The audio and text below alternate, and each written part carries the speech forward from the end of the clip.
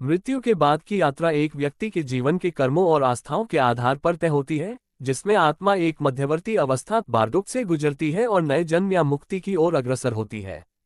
हिंदू धर्म के गरुड़ पुराण के अनुसार आत्मा यमलोक की यात्रा करती है, जहां यमराज कर्मों के हिसाब से आत्मा को विभिन्न लोकों में ले जाते हैं, जिसमें अर्ची मार्ग स्वर्ग की ओर, धूम मार्ग पितृलोक और उत्पत्ति विनाश मार्ग नरक की ओर शामिल हैं।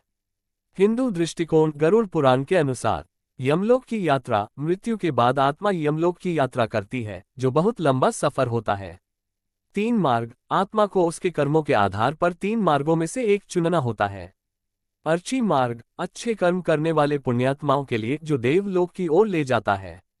धूम मार्ग पितृलोक की यात्रा के लिए, जहां आत्मा पितरों के पास जाती है।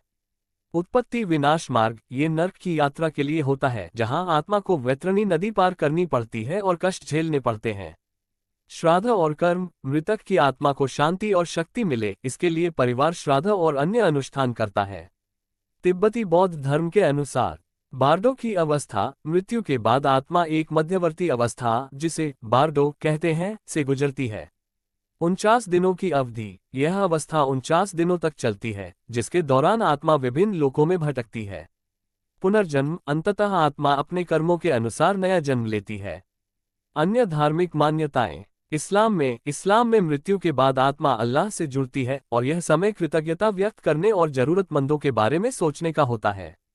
अन्य परंपराएं अन्य धार्मिक और आध्यात्मिक परंपराओं में भी मृत्यु के बाद की यात्रा और आत्मा के गंतव्य के बारे में अलग अलग मान्यताएं हैं, जो कर्म, आस्था और आध्यात्मिक विकास पर आधारित होती हैं।